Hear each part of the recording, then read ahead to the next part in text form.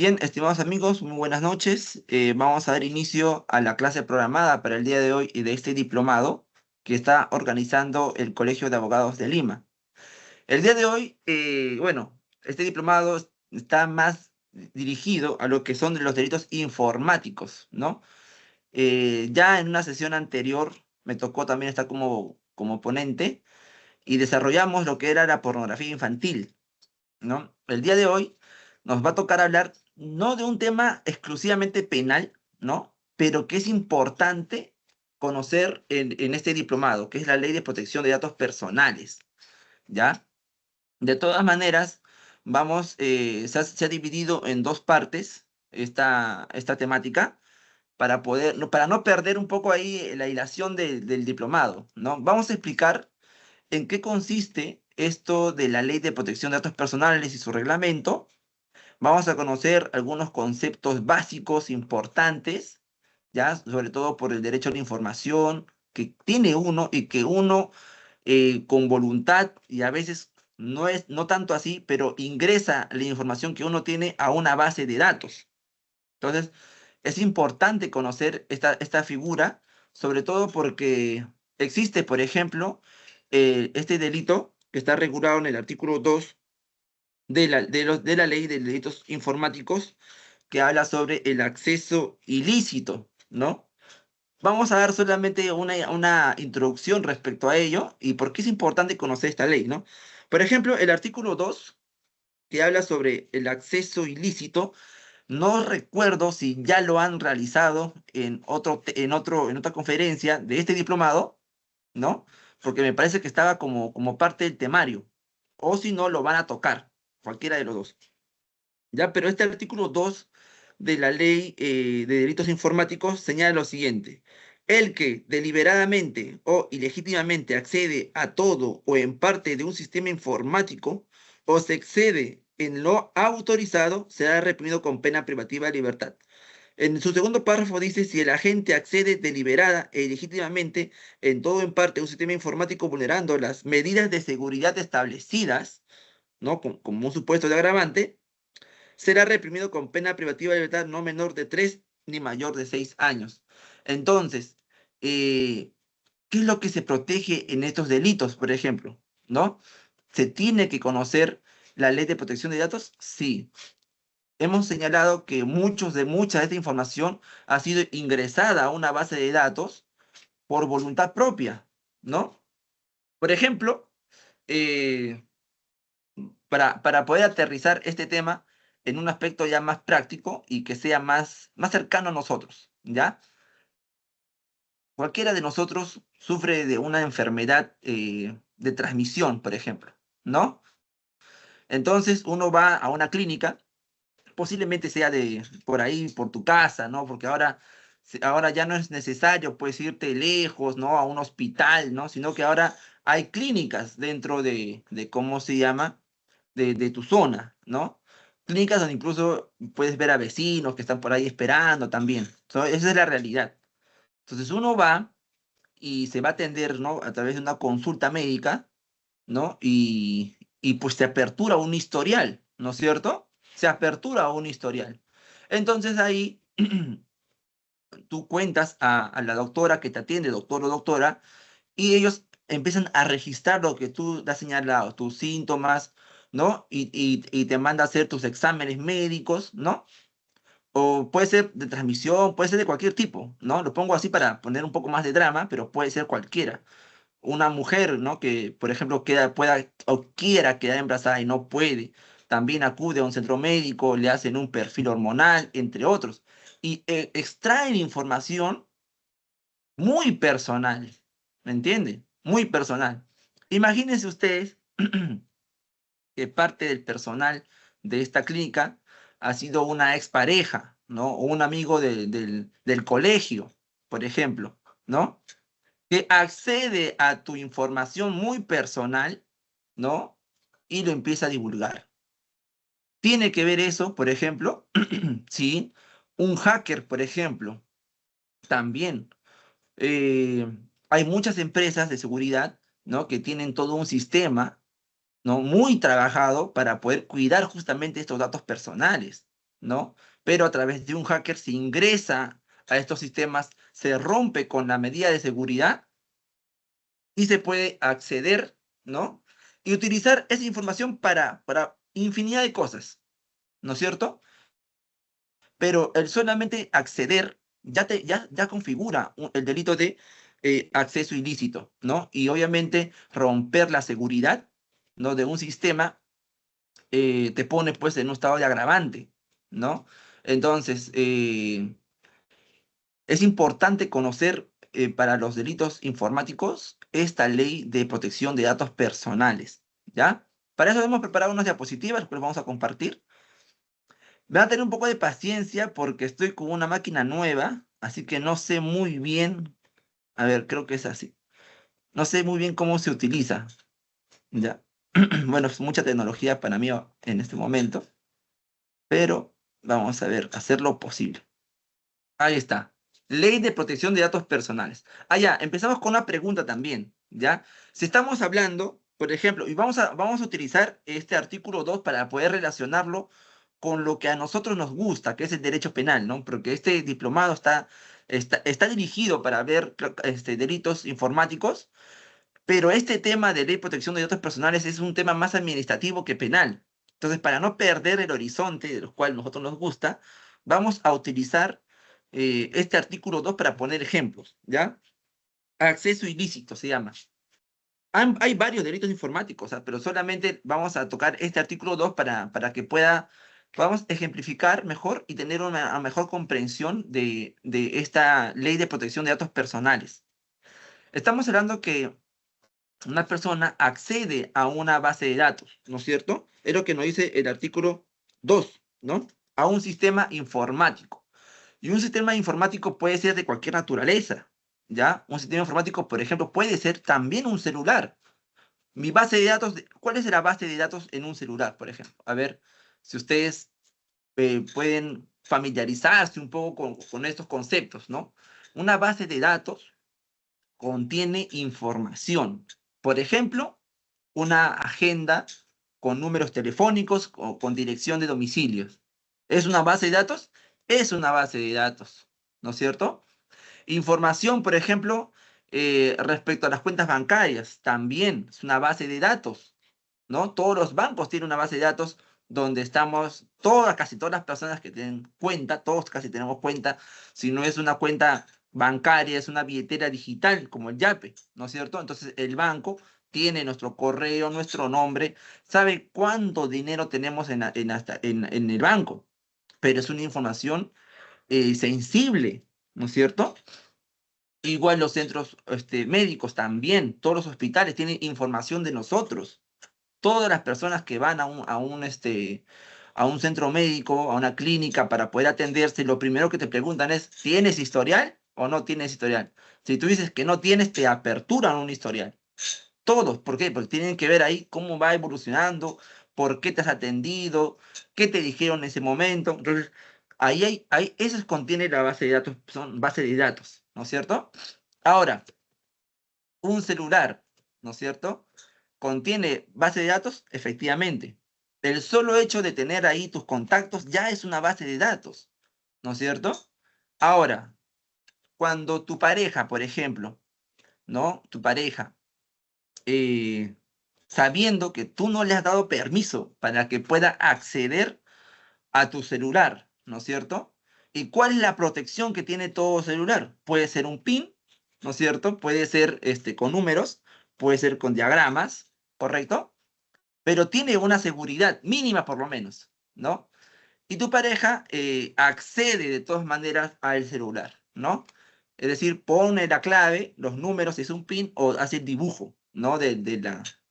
¿No? Usualmente es una U que se pone en el celular. Entonces tu pareja accede a tu celular sin tu consentimiento, ingresa a tu base de datos, en este caso puede ser correos, puede ser números de contactos, direcciones, domicilio, ¿no? Para obtener un número, por ejemplo, específicamente un número, ¿no? Ya estaría inmersa, claro, uno cuando se encuentra con estos escenarios, uno puede pensar y dice, claro, ya está vulnerando mi derecho, ¿qué? mi derecho a la intimidad, ¿no es cierto? Nadie, ni mi pareja, no es porque sea mi pareja, porque nos hemos casado, eso no quiere decir que pueda acceder a mi celular y al contenido, ¿no es cierto? Entonces, cuando uno se encuentra ante este escenario, lo único que a veces pensamos es en lo que es mi derecho a la intimidad, ¿no es cierto? Pero no es lo único, sino también puedes estar inmersa dentro del delito de acceso ilícito. También puedo estar dentro de este delito. Claro, porque ¿qué te dice el artículo 2 que regula el acceso ilícito? Te dice el que, miren lo que dice, ¿no? El que deliberada e ilegítimamente accede a todo o en parte de un sistema informático que es un celular también, ¿no? Vulnerando, dice, las medidas de seguridad. Una medida de seguridad en caso de un celular, por ejemplo, puede ser la contraseña, ¿no?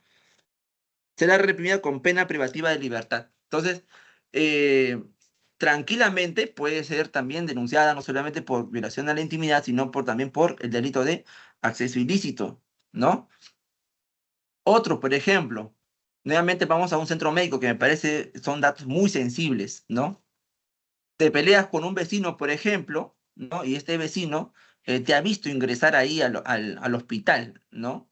Eh, entonces tú consultas con esta persona que trabaja en el hospital y tiene acceso a la información sensible y descubre, por ejemplo, que te estás atendiendo en un hospital por una enfermedad específica, ¿no? Y lo que hace la persona aprovechando eso es divulgarlo por todos lados. Entonces, esta información sensible, ha habido, pues, ¿no? Justamente una persona que trabaja ahí y que tiene cierta responsabilidad, que lo vamos a ver ahora, ¿no? Y que ha accedido a esta base de datos personales, ¿no? Entonces, ¿es importante conocerlo? Sí, ¿ya? Entonces, hemos también preparado, aparte de unos casos, para poder conversarlo cuando ya terminemos, porque como repito, vamos a dividir eh, esta conferencia en dos aspectos, ¿ya? Uno, teórico, donde vamos a hablar todo lo que es la Ley de Protección de Datos Personales, y una segunda parte, donde vamos a conversar un poco sobre la jurisprudencia que hay y también analizar casos penales respecto a la vulneración de esta ley de protección de datos personales. Porque usualmente solamente se permite o solamente se habla de la ley de protección de datos personales, pero bajo una óptica administrativa, bajo una óptica de la sanción administrativa, pero no es suficiente. Para nosotros que estamos dentro del ámbito penal, tenemos que tener otra proyección, ¿ya? Entonces, ¿cuál es el objeto de esta ley? La presente ley dice, tiene el objeto de garantizar el derecho fundamental a la protección de los datos personales, ¿ya? Evidentemente, los datos personales pueden ser de diferente índole. Si, por ejemplo, yo quiero saber cuántos vehículos tienes, cuántas casas tienes, ¿a dónde tengo que recurrir? A ver, y al final ¿a dónde tengo que recurrir, por ejemplo, si quiero saber si tal propiedad, tal inmueble te pertenece o no te pertenece? ¿A dónde tengo que recurrir para saber esa información? Porque eso también forma parte de la protección de datos personales, pero con una característica, que esta información es de asunar muy bien, pero esta información no es, pues, es una información de acceso al público, ¿no es cierto? Pero acá nos preguntan, dice, y viendo tu celular, ¿cómo se vulneraría tus datos personales? ¿No? El solo acceder, el solo acceder, ¿cómo se llama? A un sistema, ya configura el delito, más allá de que puedas obtener o no algo, ¿ya? Entonces, dice, protección de datos personales, previsto en el artículo 2, numeral 6 de la Constitución Política del Perú, a través de su adecuado tratamiento, en un marco de respeto a los demás derechos fundamentales que en ella se reconoce. Toda persona tiene derecho, y esto es lo que principalmente se regula, ¿no? A que los servicios informáticos, ¿no? Computarizados o no, recordemos que no necesariamente los datos tienen que estar, pues, en un sistema computarizado. Muchos de los, por ejemplo, a ver, aquella persona que va a un hospital público, ¿no? la información que está ahí, parte de la información está en un sistema computarizado, pero el historial, por ejemplo, propiamente no lo está, sino que está en un folder, ¿no es cierto? ¿No? Pudiendo ser estos públicos o privados, ¿no? No suministren, ¿correcto? No suministren informaciones que afecten la intimidad personal y familiar. Esto es principalmente lo que protege la Ley de Protección de Datos Personales, ¿ya? Entonces, vamos a conocer ahí unos conceptos primero para poder conversar respecto a este tema. Banco de datos personales. Dice, es un conjunto de datos personales, automatizados o no, independientemente del soporte, sea este físico, magnético, digital, óptico u otros que se creen, cualquiera fuere la forma o modalidad de su creación, formación, almacenamiento, organización y acceso. Por ejemplo, en este caso, un banco de datos personales es el registro de clientes de una empresa telefónica, por ejemplo, ¿no? La ficha de pacientes de un hospital también. Ya forma eso un banco de datos personales, ¿ya? La base de datos de los trabajadores de una empresa también, ¿no? Para los padrones de electores de la OMPE también. Entonces, todos estos ejemplos, el registro de clientes de una empresa, ficha de pacientes de un hospital, todo eso ya forma parte de un banco de datos personales, ¿no? Son un conjunto de datos personales, ¿ya?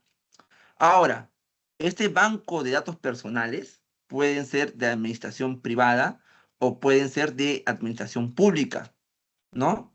La única distinción en este caso, pues, es evidente porque cuando se trata de banco de datos personales de administración privada, la titularidad, ¿no?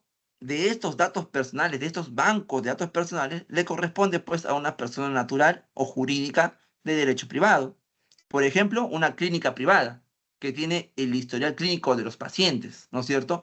Una universidad privada también tiene base de datos de los estudiantes. Cuando hablamos de base de datos, base de datos de estudiantes, estamos hablando de ese conjunto de informaciones que el estudiante ha aportado. Por ejemplo, número de celular, dirección, ¿no? Colegios de dónde proviene, correcto, ¿no? Cuándo está pagando la mensualidad. Todo eso figura ya dentro del banco de datos personales, pero que corresponde a una administración privada, ¿ya? Pero los bancos de datos personales de administración pública, la titularidad le corresponde a una entidad pública, por ejemplo, RENIEC, ¿no es cierto? El MINSA también. Se hace esta distinción, ya solamente aquí para ver la titularidad de quién es que administra este banco de datos personales, ¿ya? Y se hace también una distinción entre lo que son datos personales y datos sensibles, ¿no? Datos personales, toda información sobre una persona natural que la identifica o la hace identificable a través de los medios que puedan ser razonablemente utilizados, ¿no? Datos personales, aquella información sobre una persona que la identifica. Una de esas cosas, ¿cuál es? El nombre, apellido, placa de tu vehículo, la dirección. Te identifican o te hacen identificable, ¿ya? Datos personales. Ahora, los datos sensibles son datos personales constituidos por los datos biométricos, que por sí mismos pueden identificar al titular, ¿no es cierto? Pero en este caso pueden identificarte, por ejemplo, el origen racial, étnico, ingresos económicos. Son datos sensibles. Más aún todavía ahora que esto se presta ¿a qué? A la extorsión, por ejemplo, ¿no es cierto?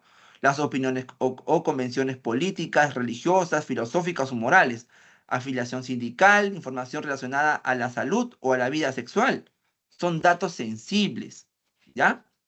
¿Ok? Se hace esta decisión. Entonces, datos personales, datos sensibles, ¿ya? Ahora, ámbitos de protección respecto de la Ley de Protección de Datos Personales. Todo tratamiento de datos que se realice en el Perú, sin importar la nacionalidad. Datos personales de administración pública o privada. Ahora, en este caso, ese es el ámbito de protección, pero no son objeto de aplicación para esta ley, ¿ya? el tratamiento de datos personales efectuados para fines exclusivamente personales o domésticos. Por ejemplo, la lista de contactos de un celular. Eso propiamente, ¿no es cierto?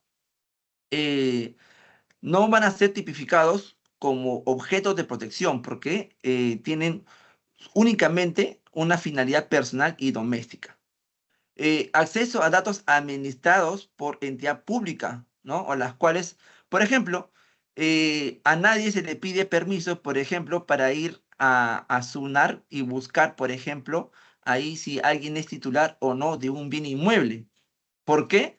Porque eso está administrado por entidades públicas y que por leyes, ¿no es cierto?, es de acceso público pagando tu tasa correspondiente, ¿no? Igual también respecto a la Policía Nacional del Perú, ¿no es cierto?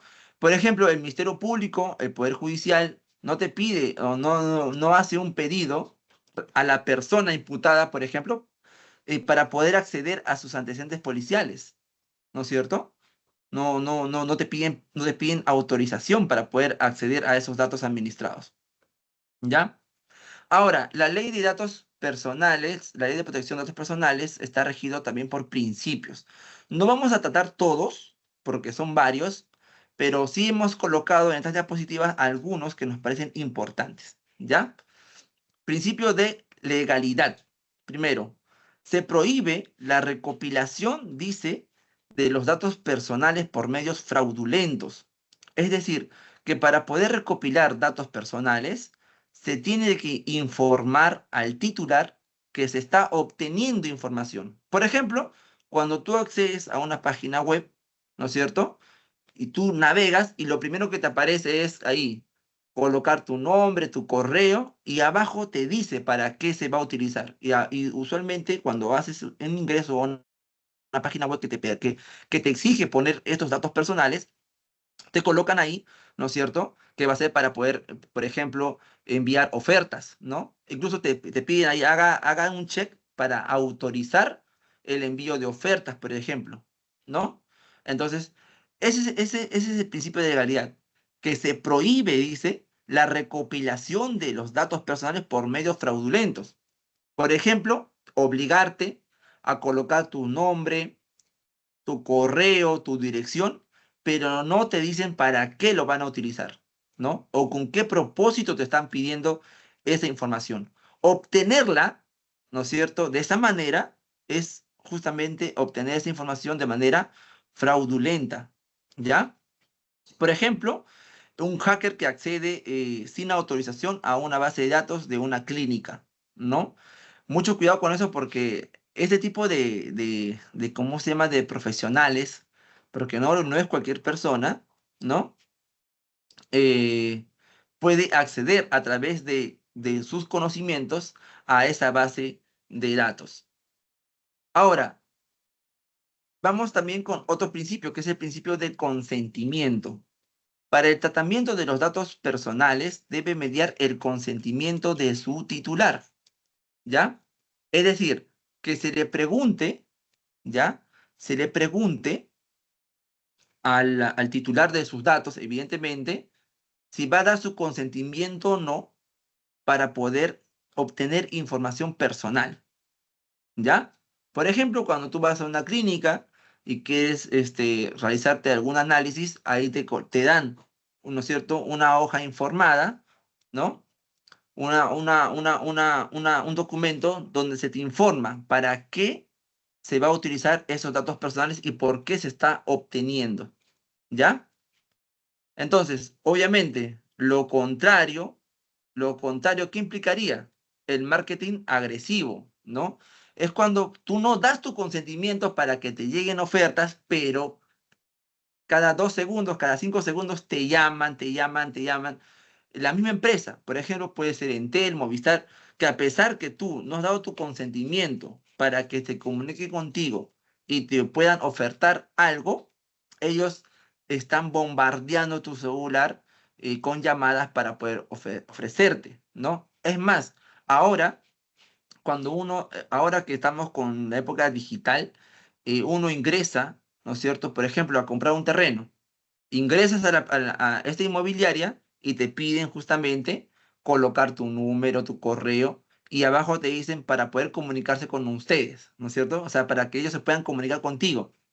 Entonces uno coloca esa información y tú estás dando tu consentimiento para que esta empresa se pueda comunicar contigo, te pueda enviar, yo qué sé, ¿no? Imágenes, videos, ¿no? Pero te están informando, ¿no es cierto?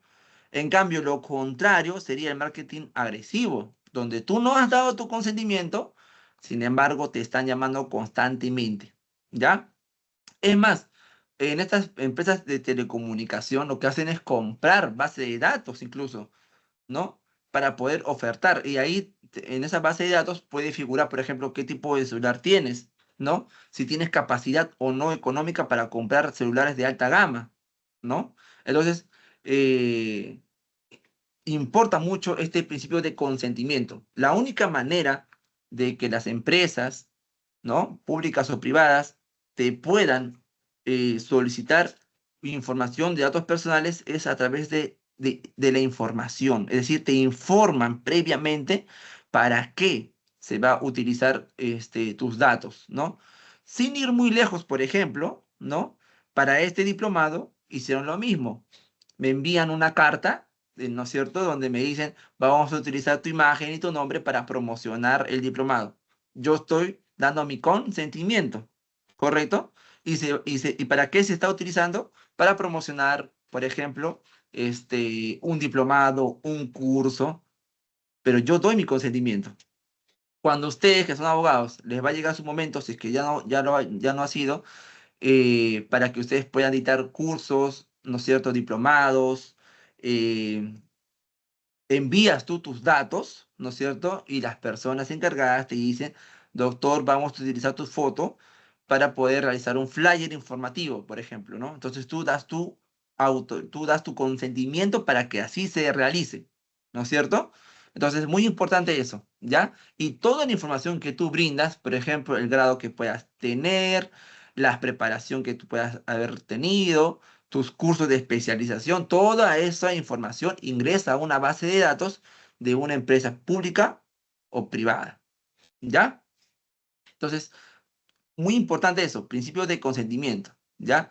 Ya hemos visto el principio de legalidad. Se prohíbe la recopilación de datos personales a través de medios fraudulentos, desleales o ilícitos, ¿no es cierto?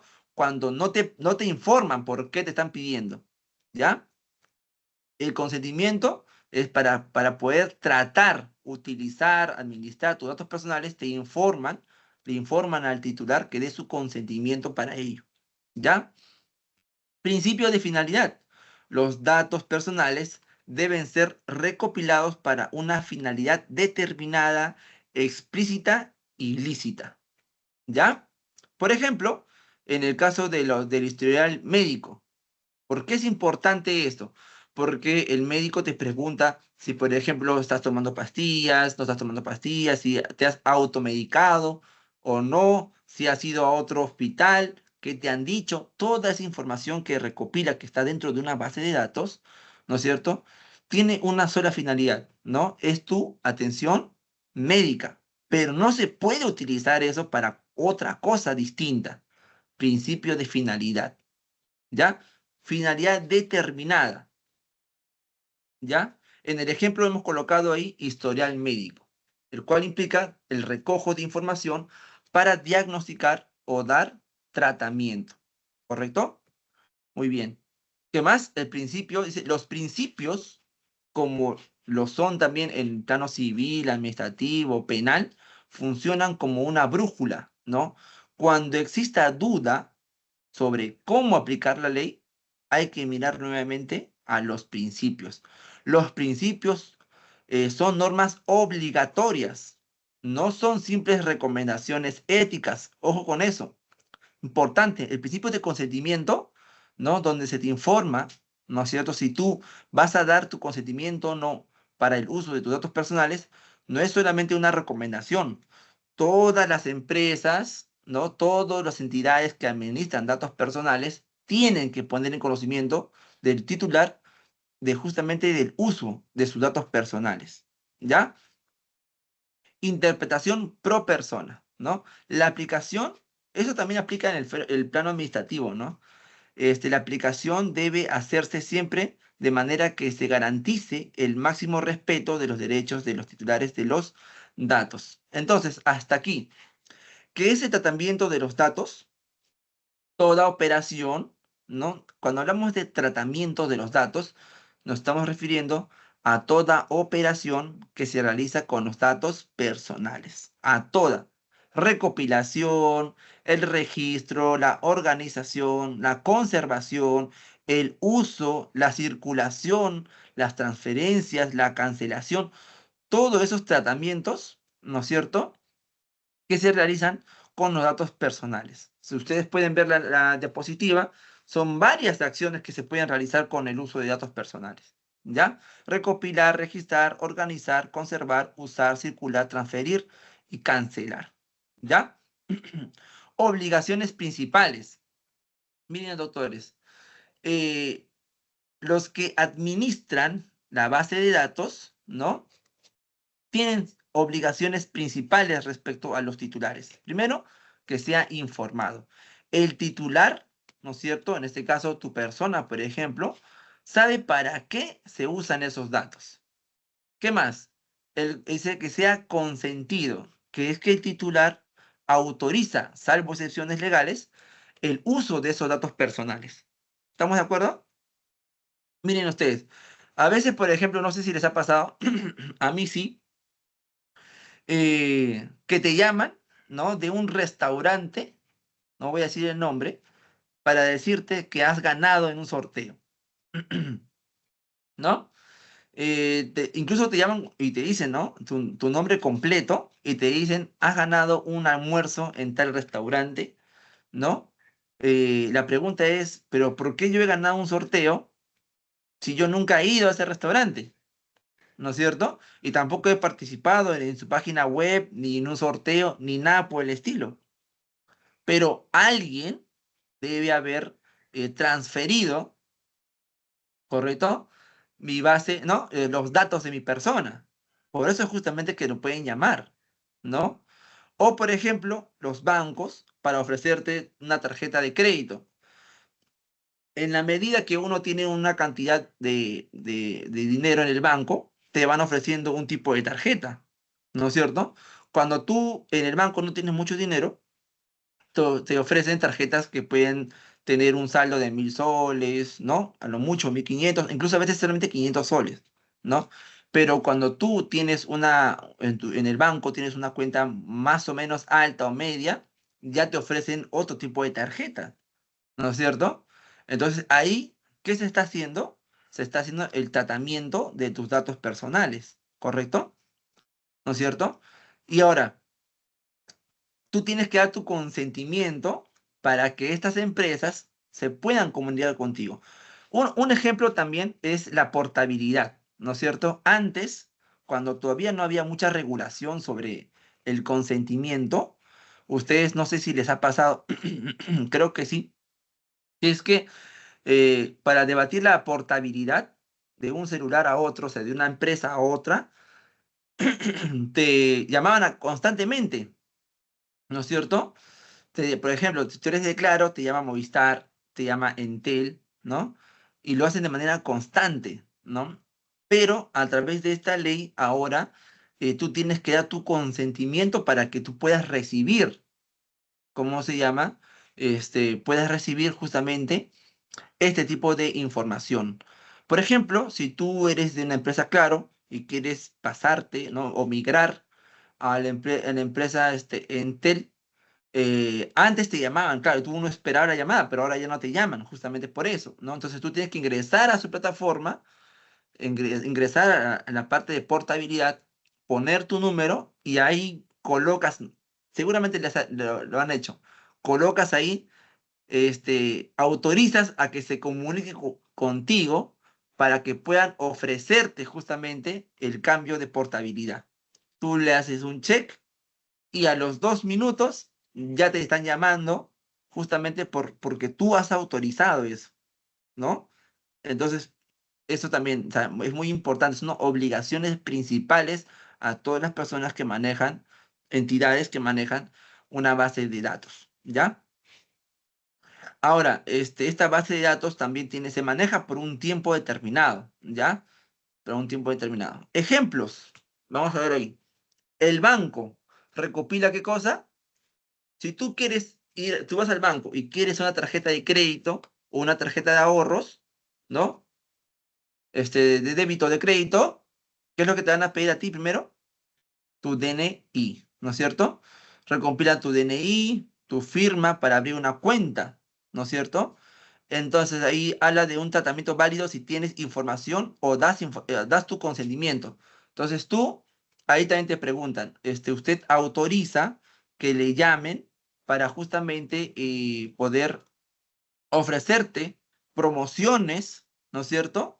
Promociones o cambios de tarjeta.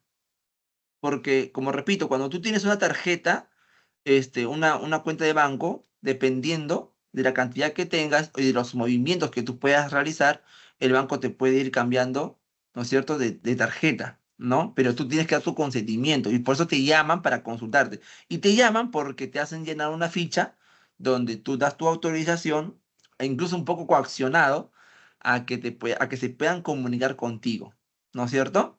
Entonces, el banco también tiene su base de datos, ¿correcto? Sabe cuánto tienes en tu cuenta, sabe la cantidad de veces que tú haces transferencias, con qué frecuencia haces compras. Ahora, si tú, por ejemplo, compras en una determinada tienda, el banco puede maliciosamente comunicarse con esa tienda para poder buscar promociones, ¿no? Hacer que se use la cuenta, la tarjeta de crédito en esa tienda, ¿no? Pero eso sería de manera fraudulenta porque se estaría ahí, ¿no es cierto?, manejando la información de datos personales sin tu consentimiento.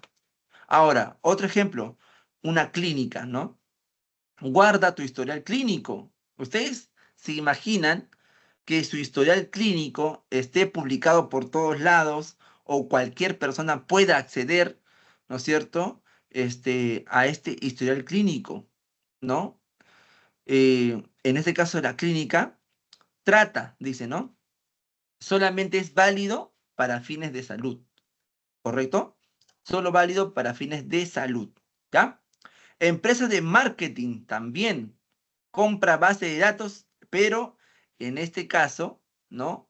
Sí sería ilícito cuando se compra una base de datos sin el consentimiento, ¿ya? Sin el consentimiento. Muy importante eso. Entonces, primero, regla general. Para tratar los datos personales, se necesita el consentimiento previo, libre, expreso e informado del titular. Artículo 14 de esta ley. Pero regula algunas excepciones en las que no se requiere el consentimiento. Primero, por mandato legal. ¿Cómo es esto, no? Porque, mira, primero para que puedan tratar, ya hemos dicho qué significa tratar, ¿no? Es ese conjunto de operaciones que pueden realizar con tus datos personales. Recopilar, registrar, organizar, conservar, usar, circular, transferir y cancelar tus datos personales. Para que puedan hacer esto, requieren tu libre consentimiento, previo, expreso, informado. Pero también hay situaciones en las que no se requiere tu consentimiento. Primero, por mandato legal, cuando una ley lo autoriza. Por ejemplo, RENIEC puede escribir nacimientos y defunciones sin pedir autorización, ¿no es cierto? Que esa es su función, así está por mandato legal, ¿no? ¿Ok? Por razones de salud pública, en emergencias sanitarias se pueden tratar datos médicos sin consentimiento, ¿no es cierto? Por ejemplo, el MINSA, ¿no?, reportando casos de enfermedades contagiosas. Tiene una base de datos también para ver el impacto, por ejemplo. Cuando ocurre este tipo de escenarios de emergencias sanitarias, no te consultan, ¿no? Por ejemplo, cuando te diagnosticaron COVID, por ejemplo, ¿no? Entonces, ya sabes que no te quedas en el hospital internado en esa época, justamente era porque tenías COVID. Y eso ahí es por cuestiones de emergencia sanitaria, no te piden a ti tu consentimiento para informar, ¿no? Por administración de justicia. el Poder Judicial o el Ministerio Público pueden acceder a datos para investigaciones o procesos judiciales.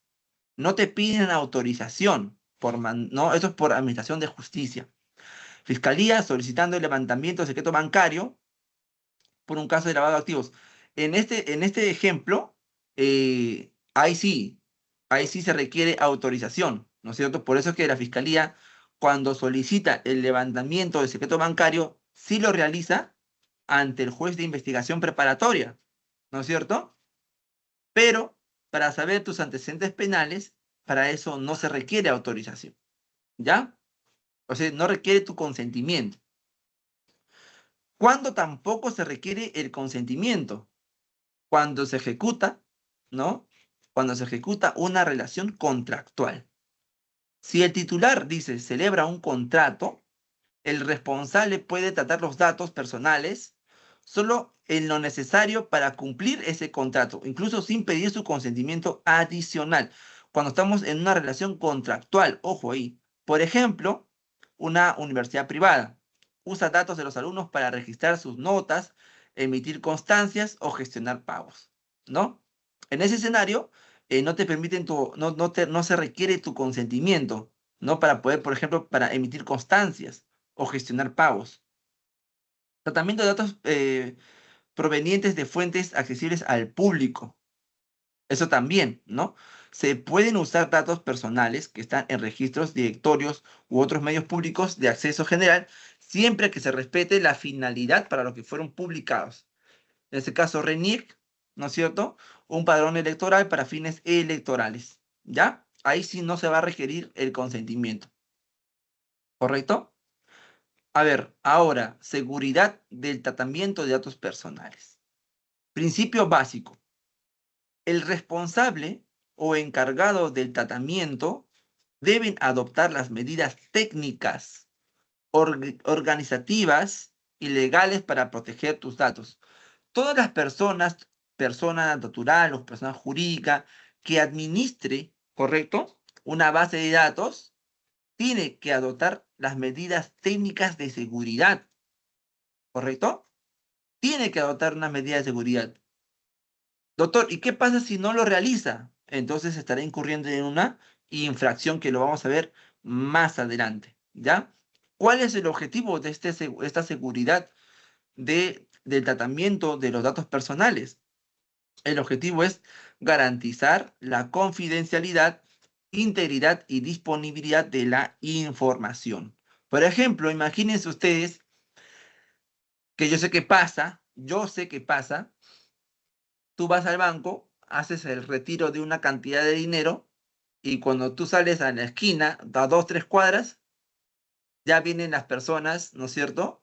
Y te interceptan, ¿no? Te interceptan y te quitan el dinero que lo acabas de sacar del banco. La pregunta es, uno se pregunta en ese caso, ¿y cómo saben estos choros, ¿no? Estos delincuentes, ¿cómo saben que yo acabo de retirar ese dinero? ¿No es cierto? ¿Cómo ellos pueden saber? Y yo he visto casos donde incluso le dicen, pásame la cantidad de 50.000 soles que acaba de retirar. ¿Y cómo saben que uno ha retirado esa cantidad? Entonces quiere decir que el personal del banco, ¿no es cierto?, ha hecho uso, ¿no?, ilícito de estos datos personales, otorgando esta información a terceros, ¿no es cierto? Entonces, ¿qué significa en la práctica? Evitar el acceso no autorizado a una base de datos. La seguridad de tratamiento de datos personales significa eso, evitar el acceso no autorizado, evitar la alteración o pérdida de datos, evitar el tratamiento ilícito o indebido, ¿no? Entonces, cuando ocurren estos escenarios, no es que el delincuente, por ejemplo, se ha imaginado, ¿no? O justo tú eres tan salado de que el delincuente adivinó que tú habías sacado una cantidad de dinero en el banco, ¿no? Eso no ocurre de casualidad, sino que ocurre porque un personal del banco, ¿no?, ha brindado esa información, ¿ya? A la cual está sujeta a tener confidencialidad. Por eso, no solamente incurre en una sanción administrativa, que de todas maneras le cae, sino también en un proceso penal, ¿no?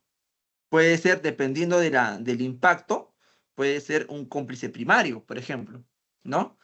Porque si él no hubiese dado esa información, imposible que te puedan haber este, robado, ¿no es cierto? Dependiendo del caso, constituirá también un concurso, por ejemplo. Perdón, una coautoría, cuando ya hay un acuerdo previo, una división de roles y un aporte esencial, ¿no es cierto? Entonces ahí ya habrá una coautoría, ¿no? Entonces, ¿se dan cuenta? ¿Tiene que ver esto con el tema penal? Claro que sí. Toda entidad pública o privada tiene que adoptar una medida de seguridad.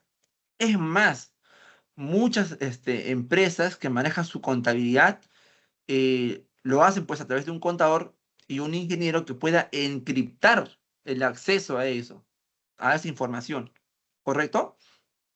Entonces, ahora hay muchas maneras de poder, gracias al avance de la ingeniería, muchas formas de poder crear estas medidas de seguridad, ¿no? Ahora se utiliza el encriptamiento, ¿no es cierto? Para poder no tener acceso, ¿no? Por ejemplo, otro caso también es el siguiente, ¿no? Un proceso penal, por ejemplo, no es de acceso público, ¿no es cierto? Sin embargo, las partes procesales, cuando piden copias, algunas de esas informaciones nos las remiten a través de un link, ¿no? De un acceso. Es más, para poder descargar esos tomos, incluso te piden una contraseña, ¿no? Entonces tú colocas la contraseña y recién puedes acceder. ¿Se ha creado una seguridad? Sí, se ha creado una seguridad mínima, pero se ha creado. ¿Correcto? Bien. Confidencialidad de los datos personales. Principio básico, toda persona que intervenga en el tratamiento de datos personales debe guardar secreto profesional, ¿ya? Toda persona que intervenga en el tratamiento de datos personales debe guardar secreto profesional. La obligación de confidencialidad se mantiene incluso después de finalizada la relación laboral, ¿correcto? Más aún todavía si estamos frente a datos sensibles, ¿correcto? Datos personales sensibles. Por ejemplo, enfermedades, yo qué sé, otro ejemplo también puede ser sobre la cantidad de dinero en el banco que uno tiene, ¿no? Toda persona que interviene justamente en este tratamiento, sea para custodiarlo, sea para administrar, usar, lo que fuera, tiene que guardar secreto profesional, ¿no? Es una obligación de confidencialidad. No puede hacer que varias personas o que otros accedan a esta base de datos. ¿Qué significa esto en la práctica? La prohibición de revelar datos a terceros sin autorización, ¿ya? Restricción de uso. Los datos solo pueden emplearse para la finalidad que justificó su recolección. Aplica tanto a entidades públicas como privadas, ¿ya? Así que si tú trabajas en un banco, trabajas en un centro médico, te hacen firmar ahí una obligación de confidencialidad, ¿no es cierto?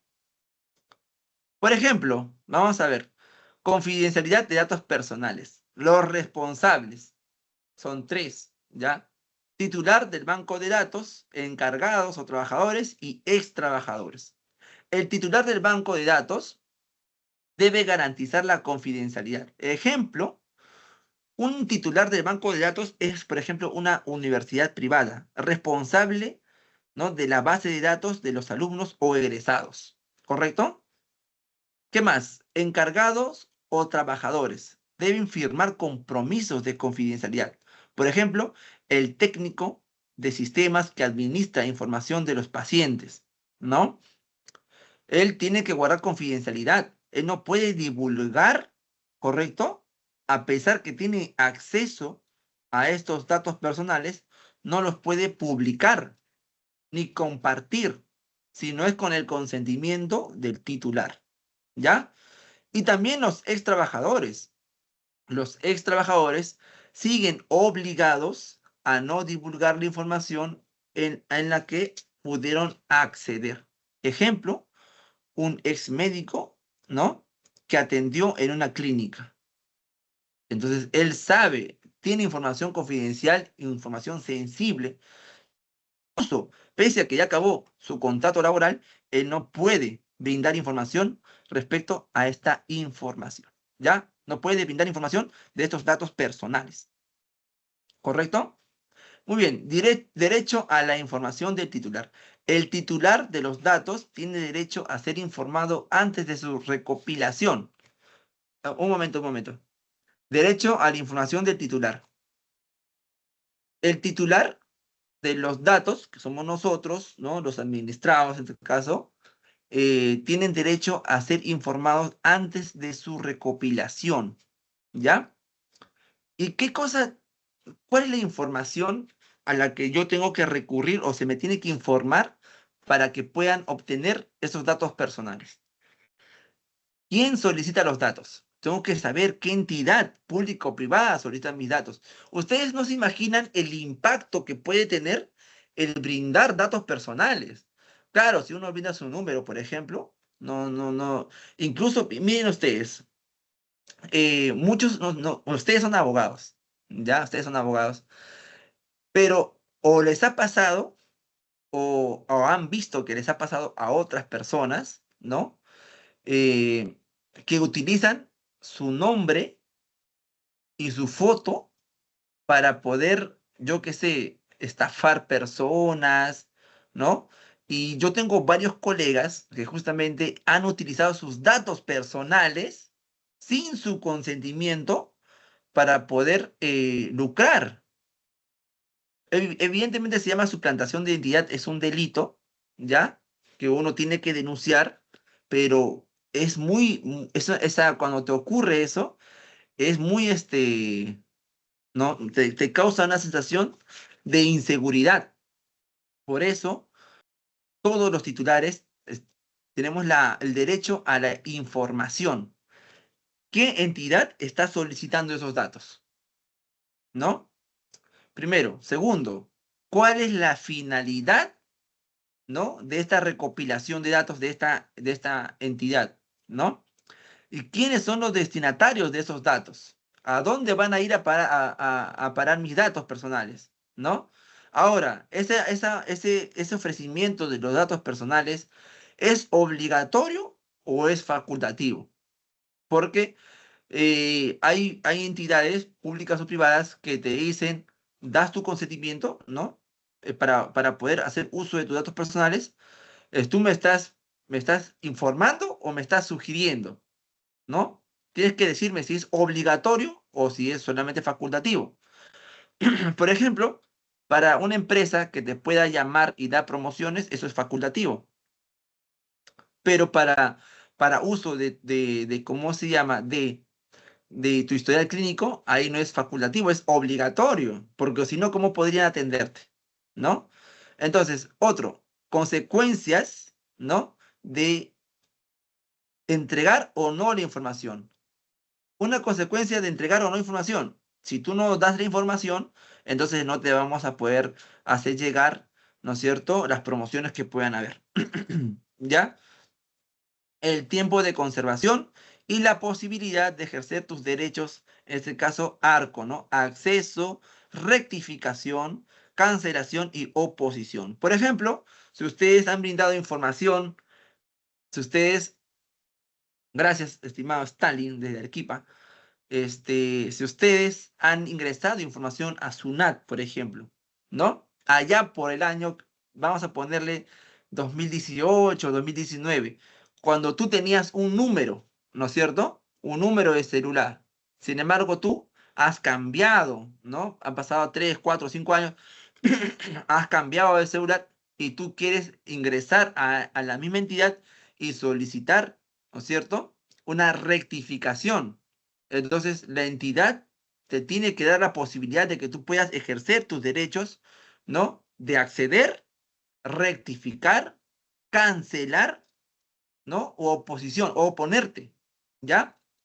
En este caso, si yo quiero cambiar de número de celular en una base de datos, me tienen que facultar esa posibilidad, ¿correcto? Es más, SUNAT tiene ahí, cuando uno entra a SUNAT, a la página de SUNAT, puede ahí tener la posibilidad de poder cambiar datos, ¿ya? Es un derecho que uno tiene. Entonces, derecho a la información del titular. Ejemplos prácticos. Vamos a ver el cumplimiento y la infracción por un lado, ¿ya? Cumplimiento.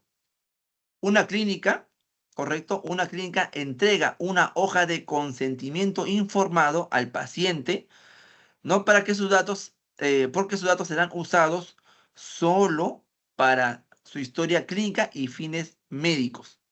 ¿Se dan cuenta? Miren ustedes, ¿se ha cumplido o no se ha cumplido con el derecho, ¿no? A la información de titular? Sí se ha cumplido, ¿por qué? Porque al paciente se le ha brindado una hoja de consentimiento informado, ¿correcto? Otro, una tienda online informa en la web que los datos se usarán para envíos, facturación y ofertas, detallando la política de publicidad. ¿Se te ha informado? Sí. ¿Es facultativo? Sí. Si tú quieres, le puedes dar tu consentimiento, ¿no es cierto? Dependiendo de la página web, muchos es solamente con un clic, un check y ya está, ¿no? Otros, por ejemplo, sí acepto, no acepto, ¿no? Te ponen esas dos posibilidades, ¿correcto? Entonces tú estás dando tu consentimiento. Se te ha informado quién, para qué se están utilizando tus datos personales. ¿Se dan cuenta? Sí se ha cumplido en estos dos casos. Vamos a ver otros donde no se ha cumplido. Infracción. Una municipalidad pide tu DNI. Pide DNI a los vecinos para trámites, ¿no? Es decir, viene la municipalidad y a todas las casas ingresan, tocan la puerta y dicen ya todo su DNI, por favor. Pero a nadie se le indica por qué se le está pidiendo su DNI, ¿no? No indican la finalidad, ni por cuánto tiempo se va a almacenar, ¿correcto? Una infracción. No se ha informado al titular, ¿ya? Una empresa recopila correos en un sorteo sin informar que luego usará esa base de datos para enviar publicidad. Ejemplo, coloquen doctores ahí, vamos a sortear, por ejemplo, ¿no? Vamos a sortear, yo qué sé, eh, una canasta en Navidad, coloquen ¿cómo se llama? Sus nombres, sus correos, su número de celular, para que puedan participar en este sorteo, ¿no es cierto? Ustedes han colocado su correo, su nombre, su número de celular, única y exclusivamente para el sorteo. Pero esta empresa utiliza esa información obtenida, ¿no es cierto? Maliciosamente, porque la pantalla era el sorteo, pero en realidad lo que quiere es recopilar información de las personas que están interesadas en algo, ¿no? O sea, sorteo de, por ejemplo, camionetas, sean sorteos de, por ejemplo, de libros, ¿no? Pero ¿para qué? ¿Cuál es la finalidad de esa recopilación de datos? Enviar publicidad. Eso no te dijeron. A ti te dijeron solamente para participar en un sorteo. Entonces, eso, por ejemplo, es una infracción, porque no se está garantizando el derecho a la información del titular. ¿Correcto? Bien, aquí viene, ¿no? Los derechos ARCO, derecho de actualización, inclusión, rectificación y supresión. ¿Ya? Actualizarlos. ¿Qué implica actualizar tus datos personales? ¿No? Ingresar, bueno, a través de la entidad, ¿correcto? Para poder corregir datos incompletos. Por ejemplo, cuando un ciudadano cambia de domicilio, ¿a dónde tiene que recurrir para hacer justamente poner en conocimiento que ha cambiado de domicilio? ¿A dónde tiene que recurrir? ¿A RENIEC, sí o no? Entonces, tú tienes el derecho de poder actualizar, ¿correcto? Tus datos personales, ¿ya? Puedes también incluir datos personales, incorporar datos faltantes que correspondan. Si tú, por ejemplo, estás trabajando como abogado en un estudio jurídico y te dicen que si tú quieres ganar un poco más, tienes que hacer una maestría. Claro, como tú has postulado, ellos tienen una base de datos. Tienen una base de datos, ¿no es cierto?, de tu formación académica, pero recién hace poquito nomás has terminado tu maestría y ya te han dado tu título profesional. Y es más, ese título ya figura en su NEDU. Entonces tú dices al área que corresponda, voy a incorporar, incluyan esta información. ¿Se dan cuenta? ¿No? Ejemplo, un trabajador solicita que se agregue a su legajo su nuevo título profesional obtenido. Puede ser un título, puede ser un curso de especialización. Ahora, por ejemplo, los trabajadores de carga pesada, ¿no es cierto? Esos que manejan esas máquinas pesadas, ellos le piden bastantes cursos, ¿no? Entonces ellos empiezan trabajando con un sueldo y un nivel, pero conforme se van capacitando, ellos pueden ingresar justamente, incluir esta nueva información. Es decir, haber terminado en un curso, haber hecho un diplomado, tener un nuevo grado como magíster, ingresarlo, ¿no? Incluye esta información, ¿no es cierto? Ahora, también se puede buscar la rectificación también, corregir datos inexactos o erróneos. Ejemplo, una entidad bancaria corrige un error en el número de DNI del cliente. ¿Ya? Entonces, también se puede buscar la rectificación. Y también la supresión, es decir, eliminar datos cuando ya no son necesarios. Ejemplo, un usuario pide a una empresa que elimine su correo electrónico de la base de publicidad. ¿Ya? Estás cansado tú de que la empresa te envíe, ¿no es cierto?, información de publicidad y tú ya no lo deseas. Entonces tú también tienes ese derecho de poder solicitar a esa empresa que pueda suprimir esa información. Ahora, vamos a pasar por un caso penal. Ustedes saben que de pronto cuando pasa un hecho delictivo, muchos de los hechos delictivos son transmitidos a través de programas, ¿no es cierto? Noticieros, está en Google, está en YouTube, noticieros de, por ejemplo, de señal abierta, ¿no? Y por ahí puedes pasar tú y tu vida ventilada como presunto autor de un delito, ¿no es cierto? Entonces ya prácticamente, vulgarmente te han quemado, ¿no es cierto? Por ejemplo, imagina que es un acto de violación sexual, ¿no? Detienen a tal persona, pasa por las noticias, sin embargo, se da la investigación, pasas una etapa intermedia, llegas a juicio oral y terminan emitiendo una sentencia absolutoria. Es decir, eh, eres inocente en este delito imputado. El agraviado fiscal apela y la sala confirma que efectivamente en este caso tú eres inocente. La pregunta es, ¿tú puedes solicitar a esta empresa, sea de Google, YouTube, canales de noticia, que eliminen esos datos que han publicado porque dañan tu honor, ¿no es cierto? Imagínense, alguien coloca tu nombre y aparece ahí denunciado, ¿no? Por tal o cual delito, ¿no? Entonces, tienes también tú ese derecho, ¿ya? Obligaciones del titular y del encargado del banco de datos personales. El titular del banco de datos personales, sea público o privado, tiene las siguientes obligaciones, ¿correcto? Garantizar el ejercicio de los derechos ARCO. Acceso, rectificación, cancelación y oposición. Ya lo hemos visto ahí. Ya está desarrollado ese tema. ¿Ya? Responder los pedidos de los titulares dentro de los plazos legales. Si tú haces un pedido, la entidad a la que tú estás solicitando tiene que responderte, tiene que atender tus pedidos. Adoptar, ¿qué más? Adoptar las medidas de seguridad, confidencialidad y legalidad de tratamiento de los datos personales. Entonces son obligaciones del titular y del encargado de los bancos de datos personales. ¿Ya? Vamos a ver con unos ejemplos prácticos. Cumplimiento. Un banco habilita una oficina y un correo para solicitudes ARCO, ¿no? Tú puedes justamente solicitar la rectificación, ¿no es cierto?, de tu información, ¿ya? Sin ir muy lejos, por ejemplo, si tú estás como socio en Cineplanet, tienes tú un correo, ¿no es cierto?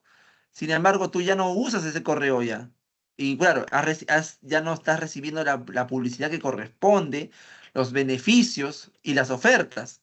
Entonces tú, ¿qué haces? A través de un correo, solicitas a esta empresa, en este caso Cineplanet, una empresa privada, que tiene una base de datos tuya, ¿no? Que puedan rectificar, ¿no es cierto? Y tienen, justamente, dice, incluso te informan, te dicen, si usted va a actualizar datos, comuníquese con tal correo, ¿no es cierto? Actualizar contraseñas, pero te da, ¿no es cierto?, esa posibilidad a través de una oficina o un correo electrónico, ¿ya? ¿La empresa ha cumplido o no ha cumplido? En este caso, sí ha cumplido. Una universidad rectifica el nombre del estudiante en registros y luego comunica el cambio a SUNEDU. Ocurre. Yo tengo amigos en la universidad donde la universidad le dice, coloque su nombre, si tiene tilde también colóquelo. Pero, ¿qué ocurre? Que se han olvidado o han consignado mal por la emoción, lo han consignado mal en su hoja, ¿no es cierto? Y lo que hace la universidad es copiar y pegar el nombre, y claro, cuando sale el título, sale mal. Entonces tú puedes buscar ahí rectificar este nombre, el nombre que aparece justamente en los títulos, ¿no? Y esta empresa privada o una universidad tiene, ¿no es cierto?, un área que justamente se encarga de ver estos temas, ¿ya? Entonces, cuando es así, quiere decir que se ha cumplido justamente con, con esto de poder darte la posibilidad, ¿no es cierto?, darte la posibilidad de que tú puedas utilizar tus derechos ARCO, ¿no? Cuando hablamos de derechos ARCO, estamos hablando al acceso, rectificación, cancelación y posición, ¿ya? Ok. Eh, Infracción. Vamos a ver esa parte. Una empresa ignora los pedidos de los clientes que piden borrar sus datos de publicidad. Tú ya te cansaste, ¿cómo se llama?, de decirle yo qué sé, al banco BCP, de que ya no te llame, ya. No quieres tarjetas de crédito, por Dios, pero te llaman al día por lo menos unas 5 veces. Tú ya has presentado tu solicitud para que borren de la base de datos, ¿no? De su base de datos, tus propios datos para que ya no te llamen. Sin embargo, la empresa no te hace caso, o sea, no te da una respuesta, ignora tus pedidos, ¿comete o no comete una infracción? Efectivamente, comete una infracción. Una municipalidad publica sin restricción la base de datos, bueno, base con DNIs y direcciones del contribuyente, ¿no? Lo publica sin que tú hayas dado tu consentimiento. Y ya las personas saben tú dónde estás viviendo, ¿no? Pero no se te ha informado. ¿Comete una infracción? Efectivamente comete una infracción. Ahora, ¿cuál es el órgano competente? ¿Cuál es el órgano competente que va a resolver estos temas, ¿no? La Autoridad Nacional de Protección de Datos es el ente encargado, depende del Ministerio de Justicia. ¿Cuáles son sus funciones principales de esta Autoridad Nacional de Protección de Datos Personales? Supervisar el cumplimiento de la Ley 29733 y su reglamento. Resolver denuncias y reclamos de titulares, imponer sanciones por infracciones, ¿ya? Emitir directivas o lineamientos en materia de datos personales. Procedimiento sancionador. Principio básico, ¿no? Esta entidad está facultada ¿para qué? Para iniciar y tramitar procedimientos sancionadores frente a infracciones de esta ley de protección de datos personales. Todo procedimiento se rige por la Ley de Procedimiento Administrativo General, la ya conocida Ley 27444. ¿Cuál es el procedimiento sancionador? Inicia pues de oficio o a través de una denuncia por el titular, ¿correcto? Hay una primera etapa de instrucción donde se notifica al presunto infractor y se le brinda la oportunidad para poder presentar descargos y pruebas, ¿no? Se apertura también una etapa de actuación de medios de prueba y finalmente termina esto con una resolución, ¿correcto? Una resolución que evidentemente tiene que estar motivada, ¿no? Y puede ir esta resolución en dos escenarios: imponer una sanción o archivar un caso, ¿ya? Si hay una sanción, el administrado puede interponer recursos impugnatorios, ¿correcto? Ejemplo: una empresa usa datos de clientes sin su consentimiento, ¿ya? Sin su consentimiento. Entonces, el titular realiza la respectiva denuncia, ¿no? La entidad encargada, la empresa, dice, tiene 10 días para poder presentar sus descargos. Emite la resolución y luego la empresa tiene 15 días para poder interponer un recurso impugnatorio, ¿ya? ¿Cuáles son las infracciones? Las infracciones, esta ley de protección de datos personales las ha calificado en tres aspectos: las leves, graves y muy graves, ¿no? Serán leves, dice, por no actualizar información de registro, ¿no? No atender oportunamente las solicitudes de los titulares, también, ¿ya? Y obstruir el ejercicio de la función fiscalizadora. Son infracciones leves, ¿ya? Son infracciones graves, ¿no? Tratar datos sin el consentimiento válido, no adoptar medidas de seguridad básicas, incumplir las resoluciones de esta entidad sancionadora. Y serán muy graves cuando se trata o transfiere datos sensibles, ya no cualquier dato, ya, sino datos sensibles que ya lo hemos desarrollado. ¿A qué se debemos de entender por datos sensibles? Sin el consentimiento. Y también obtener datos por medios fraudulentos. Típico caso de vas a entrar a un sorteo, coloca tu nombre, tu número de celular, tu correo, y no se te informa para qué, cuando en realidad lo que se busca justamente es poder hacer publicidad, ¿no es cierto? Pero no fue para eso lo que se solicitó tus datos personales, sino fue única y exclusivamente para el sorteo, ¿ya? Poner en riesgo derechos fundamentales de los titulares. Claro, porque cuando se filtra información sensible, se pone en riesgo. Por ejemplo, imagínense ustedes que se pueda filtrar la información de cuánto uno tiene de dinero en el banco. ¿Cuál es lo primero que puede, qué es lo primero que puede ocurrir si alguien filtra la información de cuánto dinero uno tiene en el banco? Lo primero que va a ocurrir, justamente, es que lo puedan extorsionar, ¿no es cierto? Entonces, una infracción muy grave es cuando se pone en riesgo derechos fundamentales de los titulares. Bien, se pueden cometer, ya habiendo explicado lo más esencial de lo que son la ley de protección de datos personales, ahora vamos a relacionarlo con lo que nosotros estamos acostumbrados, ¿no?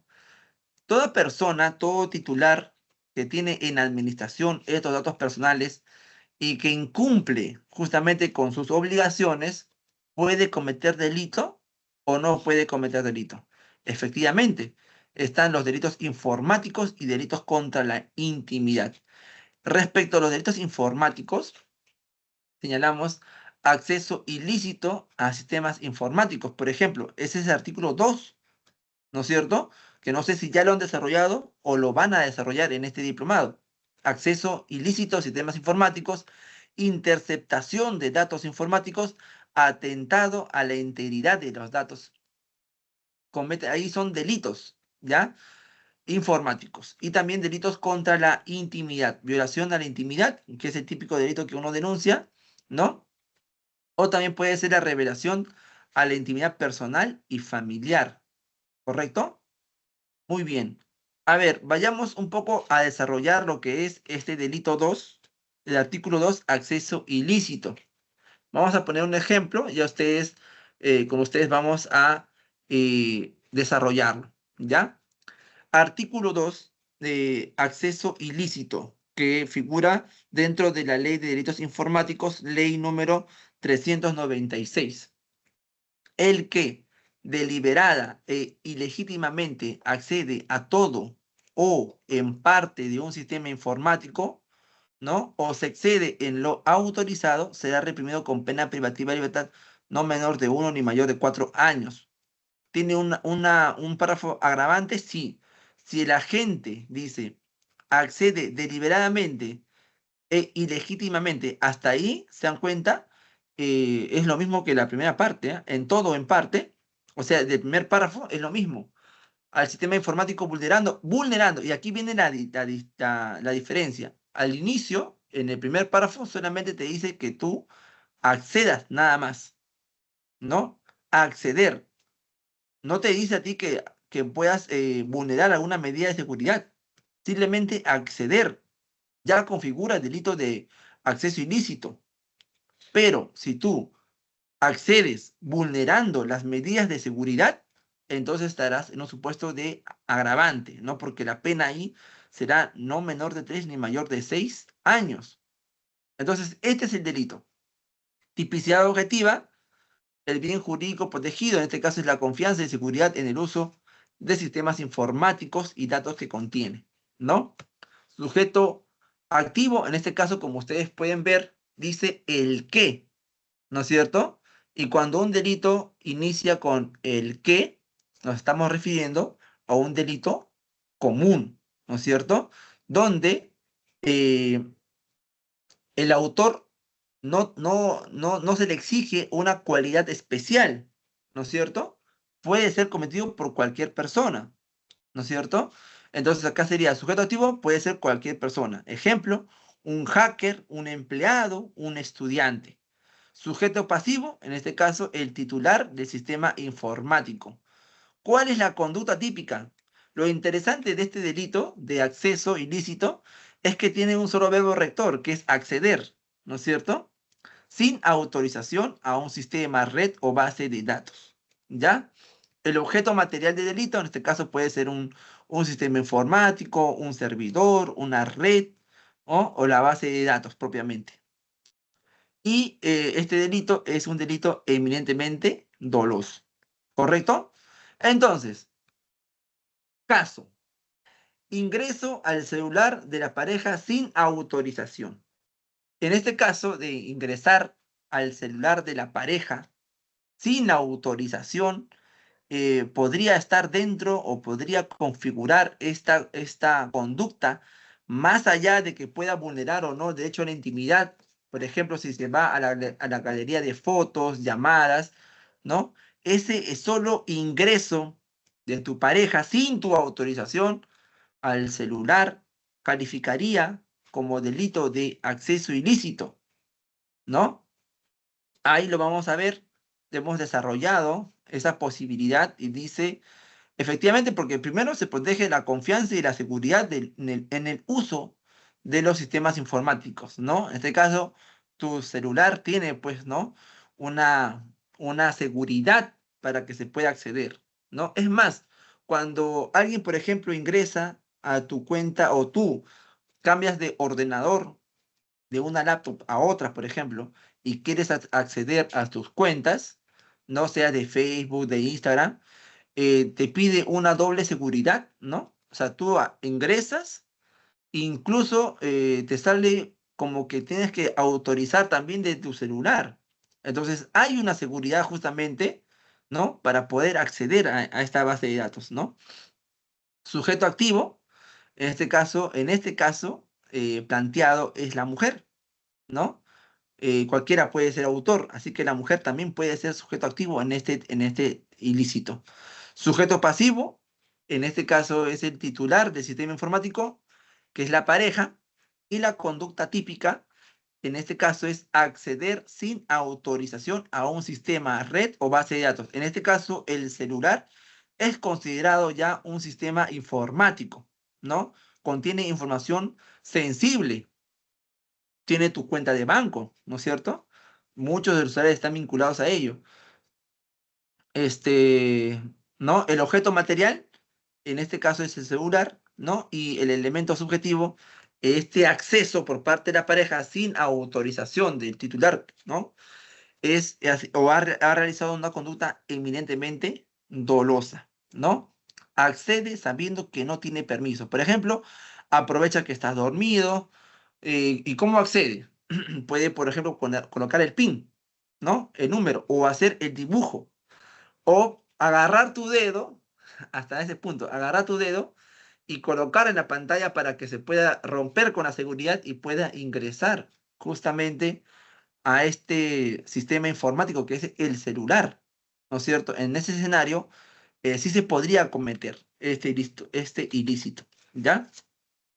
Que se pueda debatir acá la intervención mínima del derecho penal, ¿no? O qué grado de afectación se pueda ocasionar, ese es otro tema, ¿no? Ese es otro tema, pero que se pueda configurar, sí, es posible, ¿ya?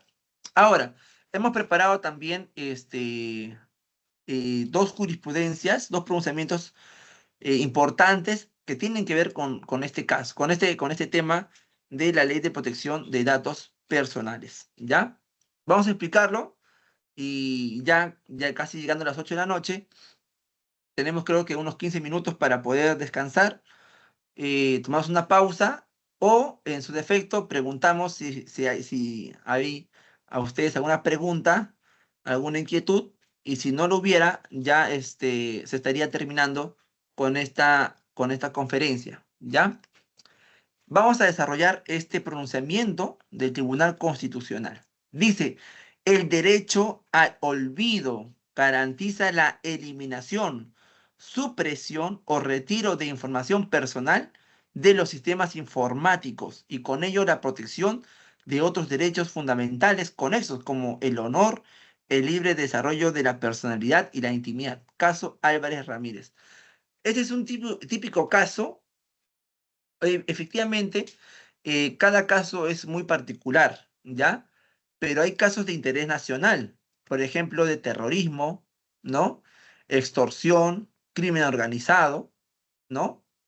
Pero hay otros casos que no son de interés nacional o interés público, ¿ya? Entonces, yo puedo solicitar a estas entidades públicas o privadas que manejan información personal, ¿no? Y buscar que eliminen, supriman o retiren esa información personal porque afecta el honor. Imagínense ustedes, ya lo hemos planteado, pero de todas maneras, imagínense ustedes que mañana salgan a trabajar, vayan en el metropolitano, ¿no?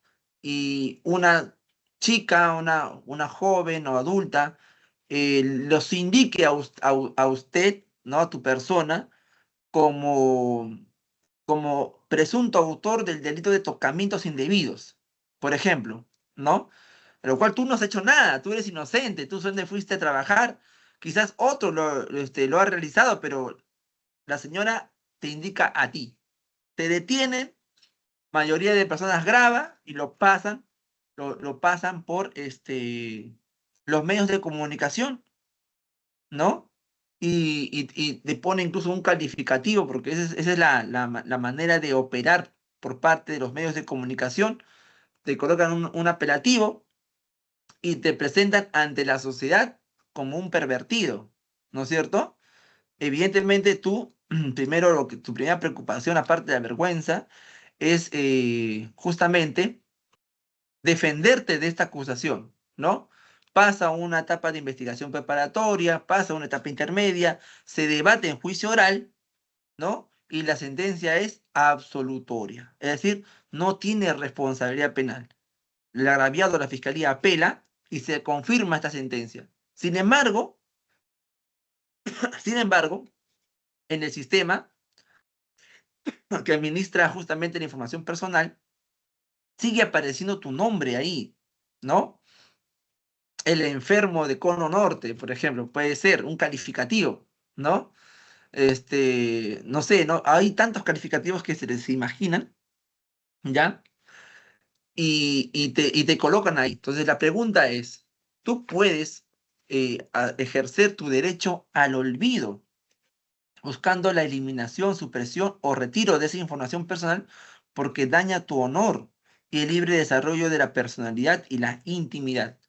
Este es un caso en el cual el demandante, Arévalo Ramírez, lo ha solicitado ante el Tribunal Constitucional. ¿Ya? ¿Cuáles son los hechos respecto a este caso? El demandante dice, pidió que Google y diversos medios. ¿Cuáles son esos medios? Por ejemplo, miren ustedes, estaba inmerso ahí entre los demandados, ya porque el demandante exige que Google Perú, la empresa editora El Comercio, el Grupo La República, ¿no? ¿Qué más? La compañía peruana de radiofusión, César Augusto Hildebrand y Calevideo Perú. Aparte, no son los demandados. El demandante pide que Google y estas empresas eliminen, dice, diversos medios eliminen enlaces o publicaciones que lo vinculan con el narcotráfico y otros delitos.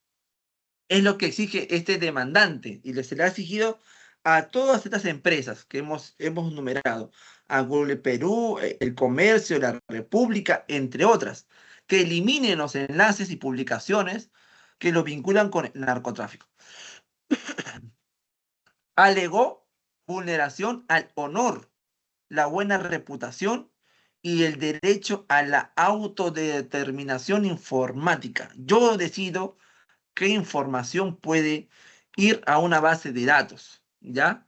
Entonces, estos programas, ¿no?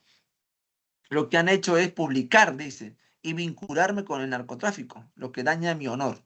Ese fue el pedido que realizó el demandante, ¿no? Solicitó la aplicación del derecho al olvido. La posición de los demandados, Google y todas estas empresas, han señalado y dicen que la información publicada era de interés público, ¿no? Y se sustentaron en la libertad de información. Y se dan cuenta, en este caso, colisiona dos derechos. El derecho, ¿no?, a la autodeterminación informática, ¿no es cierto? O los derechos ARCO, que puedas tú suprimir, eliminar información subida en un sistema de una base de datos que puedan dañar mi honor. Pero por otro lado, tú tienes justamente, ¿no? El derecho a la información, a la libertad, ¿no? Libertad de información, derechos que fueron ejercidos por Google y todas las empresas demandadas. ¿Cuál fue la decisión del Tribunal Constitucional? El Tribunal Constitucional rechazó la demanda, ¿no? Y nos dijo lo siguiente: la información difundida está vinculada a temas de relevancia pública. En este caso, estamos hablando de narcotráfico, terrorismo, ¿no? Entonces, tiene interés público, tiene relevancia pública. No, dice, era información falsa ni insultante. El derecho al olvido no puede usarse para censurar hechos de interés vigente. Entonces, el aporte del Tribunal Constitucional fueron en dos sentidos. Primero, que reconoce el derecho al olvido digital como parte de la protección de datos personales. ¿Ya? O sea, dice, sí, efectivamente, tú tienes derecho al olvido. ¿Ya? Establece que el derecho al olvido, pero este derecho no es absoluto. Debe equilibrarse con la libertad de expresión y de información. ¿Ya? Entonces, ese es el primer caso que le hemos traído para compartir con ustedes. Y el segundo caso es el derecho a la autodeterminación informativa. Mira, el derecho a la autodeterminación informativa, dice, controla el registro, uso y revelación de datos personales. Miren ustedes la diferencia entre el derecho a la autodeterminación informativa y el derecho a la intimidad personal. El primero, que es la autodeterminación informativa, controla el registro, uso y revelación de datos personales, mientras que la intimidad personal protege el derecho a la vida privada, rechazando intromisiones ilegítimas en la vida íntima o familiar. Expediente 1797-2022, ¿no? Proceso de habeas data, Tribunal Constitucional. ¿Cuáles son los hechos en este segundo escenario? Es que el demandante, el demandante pidió información sobre gastos, el demandante pidió información sobre gastos de viajes oficiales del expresidente Alberto Fujimori y su comisión, ¿no? Y pidió información sobre esos gastos que ha realizado este expresidente. La presidencia le entregó información, pero parcial e incompleta, ¿no? Y el Poder Judicial declaró sustracción de la materia. ¿Por qué? Porque ya fue objeto de pronunciamiento, le dijo. Sin embargo, el Tribunal Constitucional revocó la sentencia y ordenó la entrega completa, veraz y actualizada. Entonces, ¿cuál fue el aporte del Tribunal Constitucional en este caso? ¿No? Primero, de acceso a la información pública. No basta, dice el Tribunal Constitucional, entregar algo de información. Eso no es garantizar el derecho de acceso a la información pública. No es suficiente con entregar algo de información. La información que se entrega, obviamente que es solicitada previamente, tiene que ser completa, clara, veraz y actualizada. ¿Ya? Principio, la publicidad como regla y el secreto como excepción. ¿Ya? Entonces, a ver, el segundo aporte que realiza el Tribunal Constitucional en este caso es la autodeterminación informática. Y efectivamente, te dice el Tribunal Constitucional que el derecho a la autodeterminación informática es un derecho autónomo y consiste en el poder de la persona, ¿no? Que sobre sus propios datos pueda saber quién, cómo y para qué se trata, ¿no es cierto? Yo decido qué información doy y qué información no doy, a quién le doy, ¿no es cierto? A quién le brindo esa información, por qué medio le brindo y para qué le estoy brindando esa información. Entonces, esa información, ese derecho, dice el Tribunal Constitucional, es un derecho autónomo.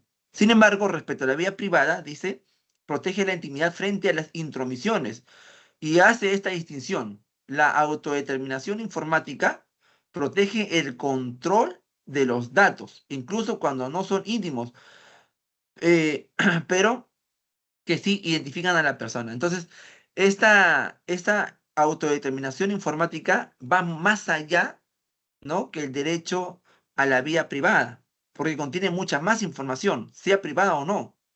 Y el Tribunal Constitucional señaló que la autodeterminación informática es más amplia justamente que la vida privada porque abarca todos los datos personales, sean o no sean íntimos, ¿ya? Entonces, ese es el aporte respecto a este expediente y la distinción entre la autodeterminación informativa y también respecto a la intimidad personal, ¿ya? Bien, eso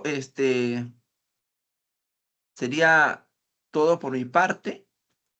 Si hubiera alguna pregunta, estaríamos aquí para poder responderlas, ya no irnos a una pausa, ¿no? Ahora una pregunta. Sí.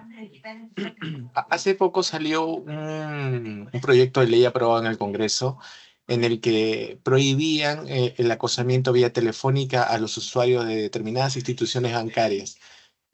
Con respecto a ese tema, yo como persona natural Constantemente tengo llamadas telefónicas de diferentes instituciones. Quería preguntarle si esa ley se había aprobado, había pasado había sido aplicada o en qué estatus estaría esa ley, doctor. No sé si usted está enterado. Primero, que la ley de protección de datos personales, de por sí misma, ya te garantiza que tú puedas de frente ir primero a esta entidad y solicitar el borrado de tus datos respecto al tema de publicidad, en principio, ¿no? Porque esto ocurrió en varios escenarios, ¿no? Que las empresas te bombardean con un marketing agresivo, porque así es considerado esta conducta de estas empresas, de promocionar sin tu consentimiento, ¿no? Llamarte, mandarte mensajes, enlaces, para que tú puedas acceder a algún tipo de, ¿cómo se llama? De esta promoción, ¿no? Que te puede ofrecer la empresa. Entonces, según el reglamento y la ley de protección de datos personales, lo que te corresponde hacer es, primero, acudir, dependiendo vía digital, pues puede ser por correo electrónico, o acercarte a esta entidad y solicitar el borrado, que es en principio, ¿no? Y el borrado, porque es tu derecho de poder acceder, ¿no? a esta información, a esta base de datos que hayan obtenido. Siempre que la obtención de estos datos personales, ¿no? haya sido lícitos, porque como vuelvo a repetir, puede ser que esta empresa pueda haber comprado una base de datos a otra, ¿no? Lo cual amerita pues, justamente una sanción administrativa, ¿no? Eso en principio. Y en caso que no te atiendan, pues ir a la autoridad ya competente justamente para poder iniciar eso, ¿no? Para poder justamente iniciar tu procedimiento sancionador ya. Bien, listo, doctor, muchas gracias. Estas diapositivas se las vamos a hacer llegar a los organizadores, justamente porque, bueno, lo estamos realizando para que puedan también ustedes tener a la vista estas diapositivas y puedan ya disgregarlas con un mejor tiempo. ¿Ya? No sé si hubiera otra pregunta. Bien, buenas noches. Sí, por interno nos ha hecho la siguiente pregunta. Dice, si una empresa de consultoría peruana subcontrata a un proveedor de servicios en la nube, dice, ubicado en un país que no figura en la lista de países que cumplen con los estándares de protección de datos de la Autoridad Nacional de Protección de Datos Personales. ¿Existe un mecanismo legal alternativo para poder utilizar o podría utilizar la consultoría para garantizar la transferencia internacional de los datos de sus clientes? ¿No? Bien, aquí hay un tema, ¿no? Que es la compra de una base de datos en la que no se realiza o no se cumple con los estándares de protección de datos que exige la Autoridad Nacional de Protección de Datos Personales. Y efectivamente, ¿no? Hay que tomar en cuenta que según la Autoridad Nacional de Protección de Datos Personales, la única manera de que se pueda utilizar estos datos es con el estricto cumplimiento de las obligaciones. En este caso es que se informe a los titulares, ¿no es cierto? ¿Cuál es la entidad que está solicitando la información? ¿Para qué? O sea, la finalidad y por qué tiempo, ¿no? El destino de los datos, la finalidad de la transferencia, quién será el receptor, ¿no? Y los riesgos que podrían conllevar ello. Entonces, si el Perú, en este caso, ¿no? Una empresa peruana, ¿no? Ha comprado, ¿no? O subcontrata, perdón, a un proveedor de servicios de la nube, ¿no? ¿Qué es lo que tendría que hacer para poder hacer uso de esta base de datos? ¿No? Lo que tendría que hacer esta empresa es subsanar, ¿no? Es enmendar esa omisión o esa falta, ¿no? En este caso es recoger, ¿no? El consentimiento de los titulares de esta base de datos para poder superar y garantizar justamente el uso y el tratamiento de estos datos. Entonces, en esa línea, lo que tendrían que hacer es contactar con estas personas y regularizar, es decir, informarles ¿Para qué? ¿Cuál es la entidad que está solicitando? Informarles cuáles son sus derechos, en este caso, los derechos ARCO, por ejemplo, ¿no? De poder anular, rectificar, solicitar, acceder, ¿no es cierto?, a la información, y con eso recién se podría utilizar, porque si no, no es posible. No se puede justificar el uso de datos personales por la compra de estos mismos en otro país donde no se cumplen con ese seguridad mínima, ¿no? Entonces lo que se tiene que hacer es justamente recoger el consentimiento de estos titulares de datos, ¿no? Bien, acá también nos hacen otra pregunta. Nos dicen, ¿se podría utilizar una base de datos de clientes potenciales adquirida de otra empresa, pese a que la base de datos no incluye la fecha en que se recogió el consentimiento ni el método de obtención del mismo? Esto no es posible, ¿no? Porque, como lo hemos desarrollado en esta clase, la única manera de que se pueda poder utilizar, en este caso, una base de datos, es cuando se haya garantizado justamente eh, el consentimiento, ¿no? Y la información, sobre todo, ¿no? ¿Por qué? Porque se tiene que garantizar a estas personas o a estos titulares de datos eh, qué entidad le está solicitando, ¿no? Y cuál es la finalidad por el cual se está solicitando este uso de datos y si finalmente dan su consentimiento o no para el tratamiento. Si esto no ha sido obtenido de esa manera, no se va a poder utilizar, se estaría más bien ingresando a una infracción dependiendo de la magnitud, si es mínima, leve o grave, ¿no? Pero se tiene que informar, ¿no? ¿Quién es la entidad pública o privada que solicita esos datos, ¿no? ¿Cuál es la finalidad de esos datos, ¿no? Finalmente, ¿quiénes van a ser los destinatarios para el uso de esos datos, ¿no? Y si esta obtención de datos es obligatorio o es facultativo. O sea, son un cúmulo de obligaciones que tiene que cumplir, ¿no? Sobre todo en derecho a la información, ¿no? Entonces, a la pregunta que nos hacen, ¿se podría utilizar una base de datos de clientes potenciales adquiridos de otra empresa, pese a que la base de datos no incluye la fecha en que se recogió ni el consentimiento ni el método? Entonces no es posible utilizarlo, ¿no? Lo que se tendría que hacer ahí, más bien es, si ya se compró, es regularizar, ¿no? Es decir, contactarse con estas personas, ponerles en conocimiento de quién es la entidad que lo está pidiendo, para qué, cuál es la finalidad, ¿no? Y qué tiempo, y si dan su consentimiento o no para tratarlo. De otra forma, no es posible. Buenas noches con todos nuestros participantes. Me parece que teníamos un problema con el audio. Como ya no hay más preguntas por parte de nuestro público, vamos a dar por hoy concluida la sesión. Doctor Alberto, muchas gracias por su participación nuevamente y ¿no? agradecerle por la sesión, por habernos acompañado en 2 sesiones hasta ahora, ¿no? Me parece que tenemos una más. Y ya nos estaremos reencontrando. Les comento a los doctores que nos acompañan que el doctor Alberto Limaguaya nos va a acompañar también en nuestro diplomado sobre el tráfico ilícito de drogas. Está iniciando el día 23 de septiembre y como yo sé que les ha gustado la ponencia del doctor, les invitamos a participar también de este nuevo diplomado. Eso sería todo respecto a su ponencia. Doctor Alberto, nuevamente muchas gracias y hacerle extensiva también el agradecimiento de parte de la doctora Minerva Córdoba Sena, nuestra directora de la Dirección Académica y Promoción Cultural. ¿Sí?